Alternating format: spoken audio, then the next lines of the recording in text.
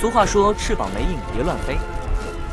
经过了2年的幼虫生活，一只高尔夫球大小的大力独角仙出现了。它刚从土里爬出来，就马不停蹄地找对象。它刚出来就急着去抢占资源，寻找配偶。走到半路才想起来，我是一只会飞的甲虫，干嘛还要走路？于是它张开了翅膀，开始了它的首飞表演。它是世界上最重的昆虫之一。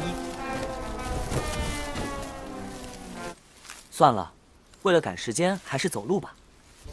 历经了99811难，终于来到了他梦寐以求的目的地。他静静地等待配偶的到来，但等来的却是竞争对手。他们是昆虫界的职业柔道选手，地球上最强壮的甲虫之一，能轻松举起自身体重100倍的重量。他们的目标是把对鱼系起来，从原木上扔下去。